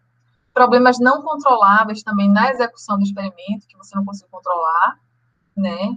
Então, nesses 3 casos, você pode remover o outlier, porque você duvida da confiança que você tem nesse valor, né? Esse valor não é um valor muito confiável, porque você está percebendo que pode ter tido um erro de leitura, enfim. Agora, no caso de características inerentes à variável, se sua variável, de fato, você não teve nenhum erro ao medir isso, e isso, de fato, é uma característica que é inerente à sua variável, então você não pode remover esse outlier, certo? Então, é preciso fazer uma análise muito honesta, né, quando a gente está trabalhando com ciência, porque são essas coisas que podem nos levar a identificar padrões onde não existem, né, no nosso afã de querer rejeitar nossa hipótese nula. Então, precisamos ter muito cuidado com isso, porque a estatística é uma ferramenta muito poderosa, mas que, se for mal utilizada, né, ela pode, enfim, gerar dados que não representam a realidade. E outra coisa, se você identifica um outlier no seu conjunto de dados, e você identifica, não, olha, eu tenho bons motivos para tirar esse outlier, porque, de fato, ele não parece ser uma característica do meu sistema. Você precisa dizer no seu trabalho se você tirou outliers, quantos outliers você tirou, por que você tirou esses outliers e qual foi o critério que você utilizou para retirar o outlier. Né? Não pode ser assim, não gostei, vou tirar. Minha correlação vai ficar melhor sem ele. Minha regressão linear vai ficar melhor sem ele. Não pode fazer isso. Ok?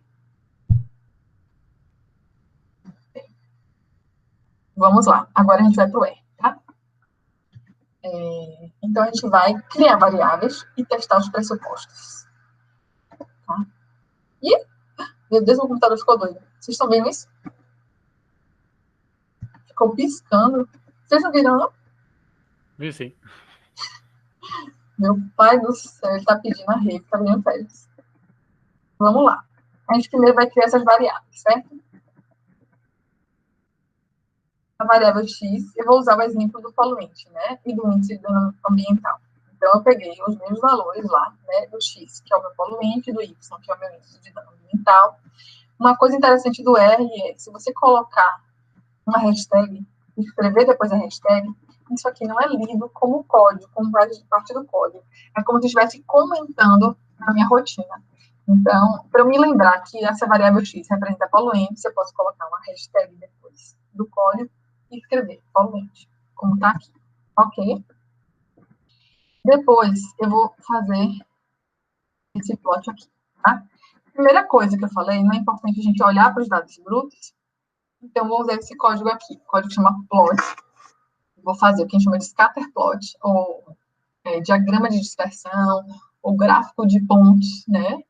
Da variável x, no eixo x, da variável y, no eixo y. Eu coloquei aqui o título, main, é um argumento que serve para você escrever o título. E coloquei aqui as legendas do eixo x e do eixo y. Xlab, Ylab, tá? E aí, vamos rodar. Eu estou usando aquele compilador online, tá, gente? Que eu recomendei para vocês, que quebra muito galho na hora de dar aula. E vamos lá. A primeira, eu criei as duas variáveis, né? E fiz o plot, meu gráfico de dispersão. Então, aqui no meu eixo X eu tenho os poluentes em miligramas por litro, e no eixo Y eu tenho o meu índice de dano ambiental. Então, quando eu olho para esse gráfico, na minha opinião, ele claramente está mostrando uma relação linear entre essas duas variáveis. Vocês concordam comigo? Parece uma relação linear aqui? Parece sim. Sim. Vamos ver se tem mesmo, né? Primeira coisa, a gente vai verificar se y se aproxima da normalidade, né? Então, o pressuposto não é que y segue a distribuição normal perfeita, mas que y se aproxima da distribuição normal. Então, se eu não quiser testar simplesmente usando um teste de normalidade, né, tipo Shapiro-Wilk, essas coisas, eu vou simplesmente plotar a minha distribuição de y. E se ela formar uma curva, tipo um sino, tá ok. Mas aqui, tá ok? Não, está bem. Nada de tá ok nessa aula. Então, vamos lá. Você vê aqui a curva que se assemelha a um sino, eu posso dizer que a minha variável y segue uma distribuição normal, ok?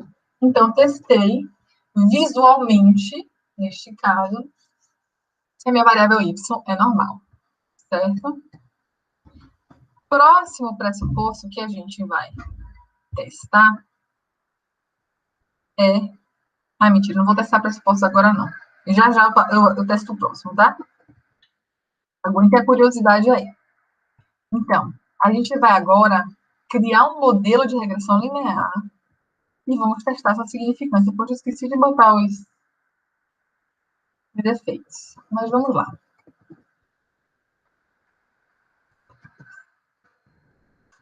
Quando eu quero fazer uma regressão linear no L, eu vou usar o seguinte código. LM, de Linear Model, de X, de Y em relação a X. E aí eu uso essa anotação aqui, X, tiozinho Y. Quando eu aperto aqui o Run,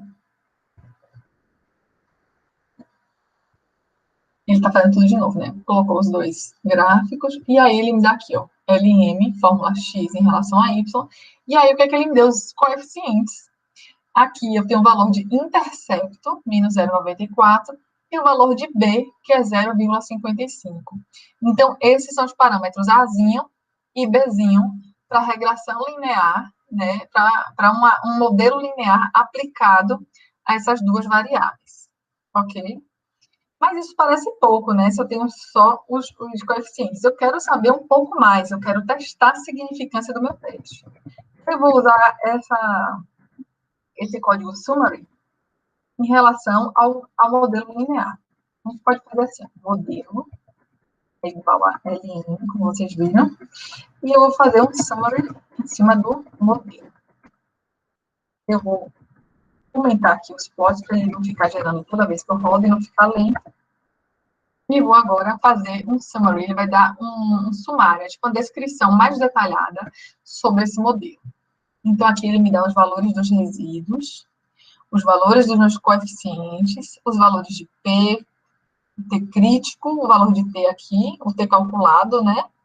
E ele ainda coloca vários asteriscozinhos do lado do meu valor de P aqui, tá? Mas vamos lá para o slide que está mais explicadinho. Então, vamos lá. Então, depois que eu apliquei aqui o meu valor de LM, né, a minha função LM, certo? Que é de modelo linear de x em relação a y, apliquei a função summary em cima do modelo que eu criei com essa função, e ele está me dando aqui os resíduos, os coeficientes, né? Esse PR maior que o módulo de T, né? Ou o P velho que aparece aqui embaixo, tá vendo o valor de P? Eles são iguais, né? Isso aqui e o valor de P. Ele é a probabilidade de você ter um valor de T maior ou igual ao T crítico quando a hipótese nula é verdadeira, certo? Então, é a probabilidade de você ter um valor de T maior ou igual ao observado quando a hipótese nula é verdadeira. Então, se esse valor de P é muito baixo, né, e o seu alfa é de 0,05, significa que você rejeita a sua hipótese nula. Então, aquele valor de Bzinho que você estimou, né, na sua regressão linear, na sua reta, ele representa bem essa relação de dependência de y em relação a x. Então, eu aceitei a minha hipótese alternativa. Nesse caso, a regressão linear, ela é significativa sim. E ele ainda coloca esses asteriscos, né, para dizer, olha, em relação à significância, né? Quanto mais asteriscos, mais significativo seria, né? Então, é meio que realmente é meio que uma aprovação do teste ainda é mais profundo. Tipo, ele é muito menor do que 0,01, né? Então, é muito difícil que essa relação seja o acaso, ok? Esse valor de T aqui, que ele está dando aqui embaixo, é o T calculado, aquele T calc, né? Que vocês viram no slide anterior. E o R ao quadrado é o que a gente ainda não tinha falado, né? Esse multiple R squared que aparece aqui é a proporção de variação da variável dependente y que é explicada pelo seu modelo. Então, veja que o meu valor de R quadrado aqui ficou ótimo, deu 0,95. Isso significa que 95% da variação de y é explicada pelo seu modelo. Então, significa que esse modelo é um modelo muito bom. E veja que ele já está ao quadrado aqui, né? É o múltiplo R squared, é o seu R quadrado. Então, esse modelo que a gente calculou aqui é um modelo muito bom, que ele, significa que ele explica 95% da variação de y, certo? Aqui tem um outro valor aqui do lado, né? O R quadrado ajustado. Esse valor ele é mais importante quando você tem múltiplas variáveis, né? Porque a gente está vendo aqui uma regressão linear simples, mas essa fórmula você pode utilizar até para fazer modelos lineares mais complexos, com mais de uma variável x, por exemplo. Então, a gente não vai se ater nele agora, certo? Tudo bem, pessoal? Estão todos indo bem? Tá complicado hoje. Tudo ok? Kátia, pode voltar ali rapidinho? Diga. Só entendi muito bem, tipo, em cima, tipo, porque em cima também tem os valores para esse intercept. No caso de valores, você não leva em consideração? Ou é para X os valores? Esses valores aqui no intercept? Isso. Esses valores tem valores de erro quadrado, desvio padrão, valores de T. Esses valores de cima são valores para o intercept, exatamente. Esses valores de baixo é o que você está interessado, né, nesse momento, que são os valores de Y, né, o seu Y estimado. Né? Mas os valores de cima, eles representam o quê? Tipo, a intercepção, tipo, a intercepção em que sentido? Putz, eu não vou saber explicar isso. Não sei. Mas o importante é o valor de Y mesmo, né? Que parece exatamente. O que você precisa saber em relação a se o seu modelo ele é um modelo significativo, você vai olhar esse valor de P que aparece aqui e que aparece aqui também. Tá? Okay.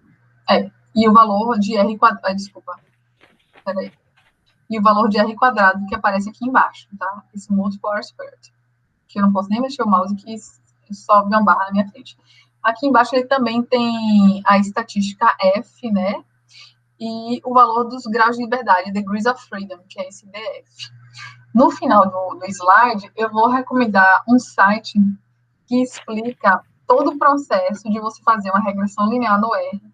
E ele explica melhor todos esses parâmetros, que, de fato, eu não me ative, porque na disciplina de estatística básica também não são exatamente relevantes, né? Okay.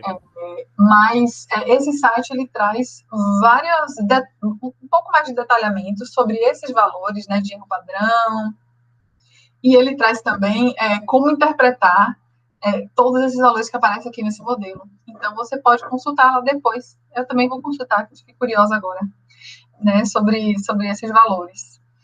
E, por exemplo, explica também essa estatística F, que quanto maior esse valor, mais poderoso é o seu teste, sabe?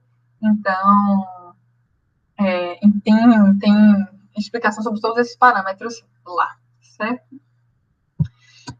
E esses resíduos a gente vai usar já. Aqui para vocês verem. Tudo bem, Vinícius? Posso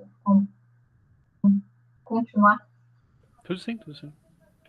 Ok. Então, agora a gente vai testar os pressupostos de homogeneidade de variâncias, né? Então, a gente criou nosso modelo, né? LM de x em relação a y, né? Y em relação a x. Aí, eu posso acessar os valores do coeficiente usando esse código aqui, né? Modelo com um cifrãozinho. Escrever coefficients. Se você botar esse código, ele vai te dar os valores de A e de B, de Azinho e de Bzinho, certo? De intercepto e de inclinação. E aí, a gente vai fazer o seguinte. A gente vai calcular os valores de Y chapéu. Lembra do Y chapéu? Que é o Y que você vai estimar. Como é que eu faço isso? Eu vou pegar o coeficiente 1, que é o meu Azinho, e vou somar com o meu coeficiente 2 multiplicado pelos valores de X. E aí eu consigo estimar todos os valores de Y no chapéu e vou botar no eixo X o meu Y chapéu e no eixo Y os resíduos do meu modelo. Vamos ver como é que vai ficar? Pessoal, se eu estiver indo muito rápido, me falem, porque às vezes eu disparo. Tá?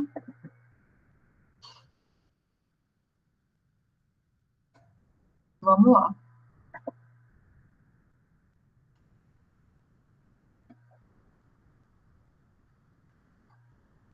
Aqui, ó. Isso aqui é o resultado do coefficients, que eu botei aqui, é o modelo coefficients, então, o meu valor de intercepto e de Bzinho, né, inclinação. E aqui, logo embaixo, eu tenho o plot, onde tem o Y esperado ou estimado no eixo X e os resíduos no eixo Y, né. Esse gráfico, ele tá... O que a gente teria que fazer? Tem que ter uma linha imaginária aqui passando pelo zero, o resíduo zero, tá vendo? E a gente espera ter uma distribuição que seja mais ou menos um retângulo aqui ao redor desse zero, né? E essa forma de retângulo vai depender um pouco dos limites do meu eixo X e do meu eixo Y, concordam? Porque aqui ele está usando os limites mais curtinhos possíveis, né? Mas se você fizer um ajuste, vocês acham que essa distribuição de resíduos, ela mostra homogeneidade de variâncias ou não? Para mim, eu acho que não. Tá bem longe do eixo do do zero, né? Botaria... O zero está passando aqui, ó. Vou passar o mouse em cima. O zero está passando aqui. Mas olha só, tem 0,2, 0,4, menos 0,2, menos 0,4 e menos 0,6. E aí aqui a linha imaginária passando no zero, eu tenho um valor aqui, outro aqui, outro aqui, outro aqui, outro aqui, outro aqui. Vocês acham que tem homogeneidade de variâncias? Olhando visualmente... acho que visualmente parece que não, mas se você for olhar pelos valores que variam de zero, tipo, para até 0,4 e até 0,6, não é uma variação, não é algo tão disperso, né? Parece pequeno. Mas vamos lá, mais alguém, quero ouvir mais opiniões. Todo mundo concorda com isso? Para que tenha homogeneidade de variâncias ou não? Olhando para aquele gráfico.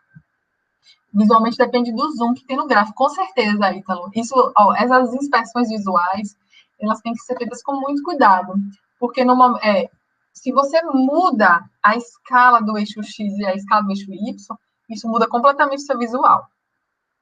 Certo? Então, eu vou aplicar agora um teste para ver se o nosso visual está batendo ou não está.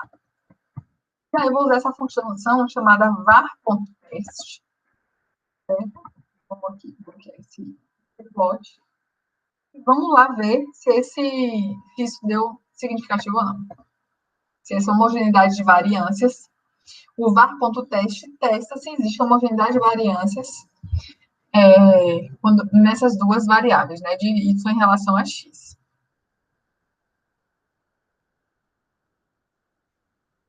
Veja que lezeira. O computador tá devagarzinho, bichinho.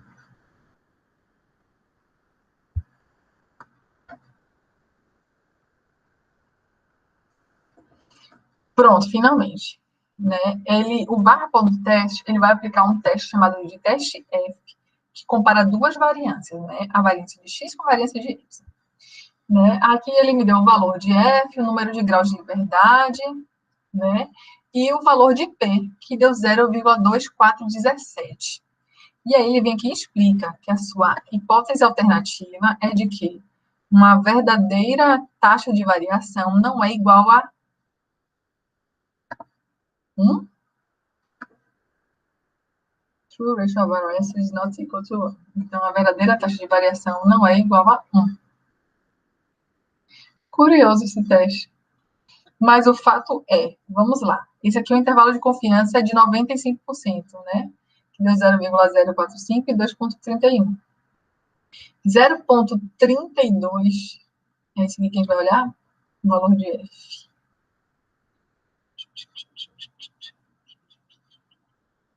Só um minutinho. Aqui. Não, é esse aqui que a gente vai olhar. Que é o valor de F, exatamente, 0,3247. Ele cai dentro desse intervalo de confiança de 95%, né?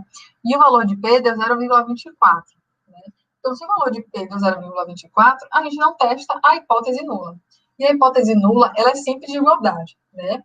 Então, se eu não rejeito a minha hipótese nula, significa que essas variâncias, elas são iguais, podem ser consideradas iguais. Então, significa que eu tenho, sim, homogeneidade de variâncias. Ok? Então, embora o meu modelo de resíduos, nesse caso, não tenha ficado muito bom visualmente, eu apliquei o teste e vi lá que, de fato, tinha homogeneidade de variâncias. Então, nós estamos bem com esse modelo. Ok? Tudo bem, pessoal?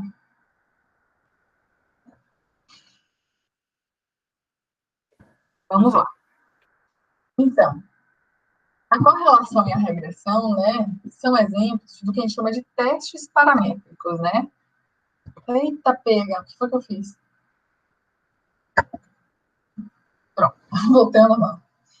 São técnicas estatísticas usadas para estimar parâmetros populacionais, né? Os testes paramétricos, né? Os pressupostos dos testes paramétricos são de distribuição normal, ou aproximadamente normal, e de homogeneidade de variâncias entre as variáveis que estão sendo comparadas. Esses pressupostos, eles serão os mesmos para o teste T, para o teste de correlação, para o teste de regressão e para o teste de ANOVA também. Então, são considerados testes paramétricos. Então, se você quer aplicar teste T, teste de correlação, de Pearson, né, correlação de Pearson, uma regressão linear ou uma ANOVA, vocês precisam verificar os pressupostos de teste. Isso é muito importante. Até se vocês estiverem escrevendo um artigo científico e falarem, olha, eu apliquei o teste T, eu apliquei um teste de correlação, eu apliquei um modelo linear, uma regressão linear, e você não disser que testou os pressupostos e verificou se havia normalidade, homogeneidade de variâncias, provavelmente um revisor vai vir e vai dizer, olha, cadê que você não testou esses pressupostos? Como é que eu posso acreditar nesse seu teste? Tá? Então, é muito importante que vocês façam os testes dos pressupostos para os testes paramétricos, né? Então, aqui tem um exemplo de um gráfico mostrando, mais uma vez, o que é uma homoelasticidade, o que é heteroelasticidade, né? Então, se você tem duas variáveis que se relacionam entre si de forma linear, né? A variação ao redor dessa linha tem que ser a mesma ao longo de toda a variação de x, né? Para ser considerada a homoelasticidade. Quer dizer que há homogeneidade de variância entre essas duas variáveis. E a heteroelasticidade é quando você tem uma variância diferente, né? Você vê que tem os menores valores de x, você tem uma variância de y menor, e aqui você tem uma variância bem maior. Então, aqui você não pode aplicar testes paramétricos, certo? E, seguindo. Catarina, então, Diga. Porque a ANOVA, ele é um teste paramétrico, né? Então, ele tem que ter distribuição normal e homogeneidade de variação, certo? Exatamente. Qualquer teste, então, que tipo, se baseia no ANOVA, tipo, tem o AMOVA, que é com a mesma coisa, mas com... Qual? A AMOVA, com M, que é com Não dados é Manova, moleculares. não? Oi? Não é Manova, não? O que eu conheci foi o AMOVA, que é com dados moleculares. Mas, tipo, ele é baseado no ANOVA, então ele também tem que seguir esses pressupostos, né? Sim. Eu sei que tem uma PERMANOVA. A PERMANOVA é usada para dados não paramétricos, que é um teste similar a uma ANOVA, né? Só que para dados não paramétricos. Então, tem a PERMANOVA. Você procura por PERMANOVA que você vai se dar bem. Se seus dados não são... não seguem os pressupostos, né? Se você não consegue atingir os pressupostos do teste, você deve mudar, né? Vamos lá. Aqui a gente já fez esses testes, né? Eu acho até que eu estou me repetindo aqui. Mas, assim, eu vou deixar esses códigos aqui para vocês lembrarem como que testa normalidade, como que testa homoelasticidade, tá? A gente já usou esses dois códigos ali na aula. E eu não vou falar sobre testes não paramétricos, mas eu quero trazer aqui a informação sobre o que são testes não paramétricos, né? Que são os chamados testes de distribuição livre, porque eles não dependem de como suas variáveis se distribuem, né? Não dependem de homogeneidade de variâncias e não dependem de normalidade. Na verdade, a homogeneidade de variâncias, às vezes, alguns testes não paramétricos perdem a homogeneidade de variâncias também. Então, vocês precisam, toda vez que forem aplicar um teste estatístico, estudar um pouco sobre ele, para entender se tem pressupostos que você precisa testar antes de aplicá-lo, entendeu? A homogeneidade de variâncias, ela é uma das características mais importantes, porque se você tem variâncias muito diferentes ao longo de sua distribuição, vai ser difícil você conseguir detectar qualquer padrão. E a maioria dos testes vai falhar em detectar esses padrões, né?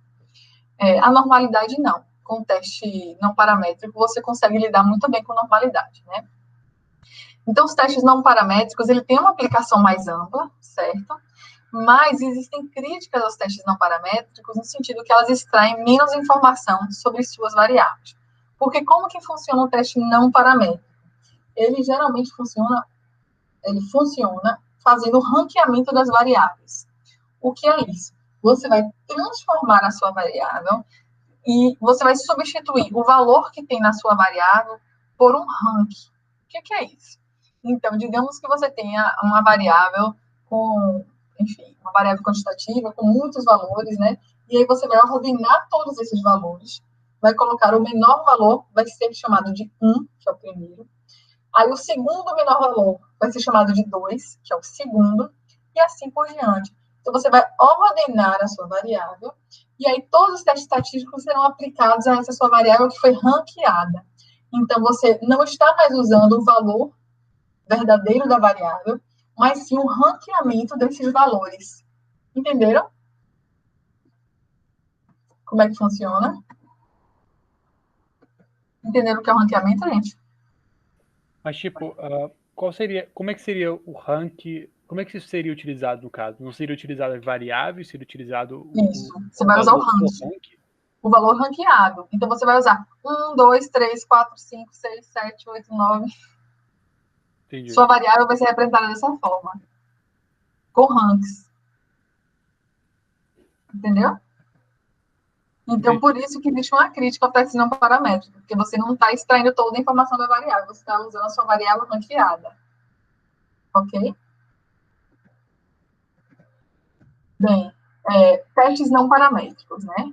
O teste U de Wilcoxon e Mann-Whitney, né?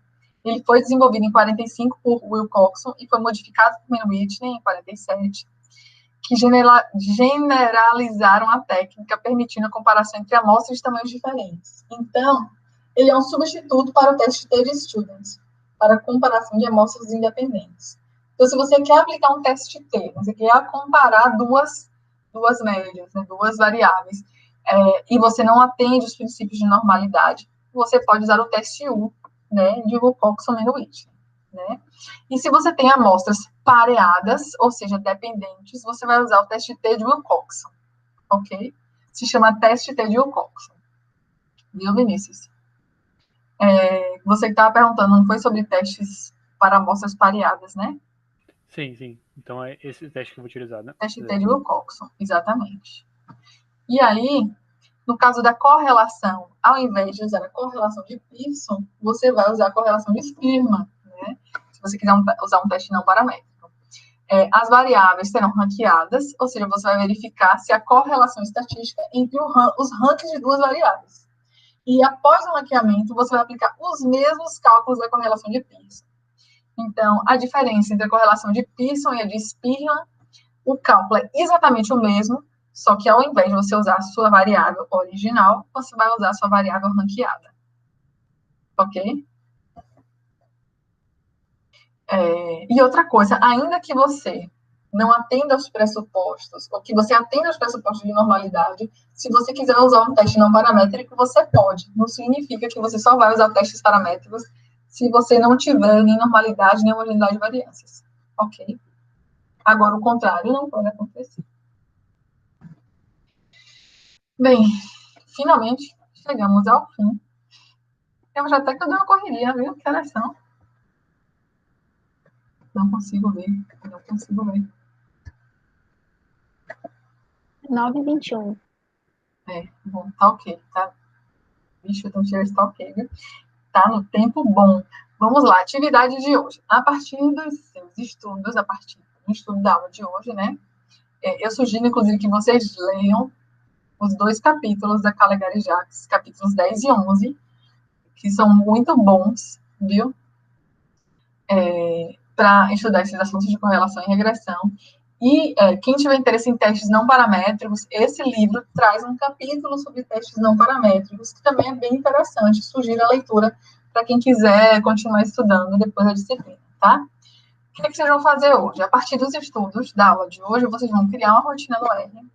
Nessa rotina, você vai criar 2 variáveis contínuas, com pelo menos 10 valores cada uma, com os seus dados de interesse, ou dados simulados, né? Então, por exemplo, Vinícius já tem dados, Vinícius. Se você tiver, você pode criar 2 variáveis, tá? Pode importar essas 2 variáveis suas para o R, né?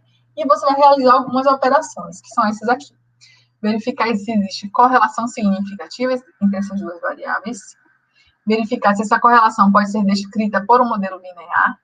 Ou seja, você vai aplicar uma regressão, né? E você vai verificar os pressupostos dos testes, vai interpretar os pressupostos dos testes, e depois vai escrever um parágrafo descrevendo os resultados. Ok? E é isso. Aqui, esse é o site das correlações espúrias, para quem quiser se divertir um pouquinho. E esse é o site que eu falei, Vinícius, que fala sobre regressão linear e traz bem explicadinho todos os resultados que aparecem ali no R e explica como interpretar cada um daqueles parâmetros. Ok? E, pessoal, é isso. Certo? Nós nos vemos agora só em 2021, né? Quero saber se vocês têm alguma dúvida, como vocês estão levando o componente, né? Eu vou até parar de gravar aqui e a gente pode conversar um pouquinho. Eu queria ouvir